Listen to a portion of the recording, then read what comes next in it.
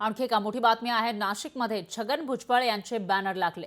सत्ता स्थापनेच्या आधीच नाशिकमध्ये बॅनरबाजी करण्यात आली आहे। भावी पालकमंत्री अशा आशयाचे बॅनर लागलेले आहे। तर राष्ट्रवादी युवक काँग्रेसकडून जोरदार बॅनरबाजी करण्यात आलेली आहे। अजून सत्ता स्थापन झालेली नाहीये। 5 तारखेला शपथविधी आहे, पण कोणत्या पक्षाला किती जागा मिळणार, कोणती खाती मिळणार याविषयी अजूनही काही जाहीर झालेला नाहीये। अशामध्ये तिसऱ्या क्रमांकाचा पक्ष आहे अजित पवारांचे राष्ट्रवादी आणि पहिल्या क्रमांकाचा पक्ष भाजप, ज्यांना 130 पेक्षा जास्त जागा मिळालेल्या आहेत आणि त्याच्यामध्ये दुसऱ्या क्रमांकाचा शिंदेची शिवसेना हा पक्ष आहे ज्यांच्या जागा 57 आहेत। तर तिसऱ्या क्रमांकावर अजित पवारांचे राष्ट्रवादी ज्यांचे 41 आमदार आहे। अशामध्ये आता खाते वाटप नेमकं कसं होणार याविषयी उत्सुकता असतानाच नाशिकमध्ये छगन भुजबळ जे एक मोठे नेते आहेत त्यांचे बॅनर लावण्यात आलेले आहेत आणि सत्ता स्थापनेच्या आधीच नाशिकमध्ये भावी पालकमंत्री अशा आशयाची बॅनरबाजी पाहायला मिळाली।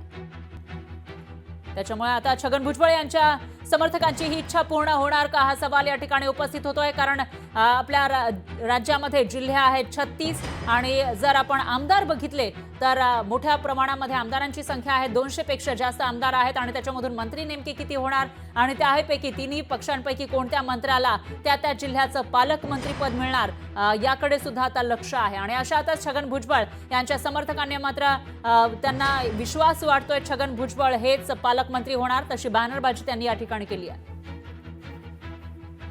आणि याविषयी अधिक माहितीसाठी आपले प्रतिनिधी महेश महाले हे आपल्या सोबत फोन लाईनवर जोडले गेले आहेत। महेश, काय सांगाल? अजून शपथविधी सोहळा बाकी आहे, खाते वाटप जाहीर झालेलं नाहीये, पण भावी पालकमंत्री म्हणून छगन भुजबळांचे इथं फलक आपल्याला दिसून येत आहे।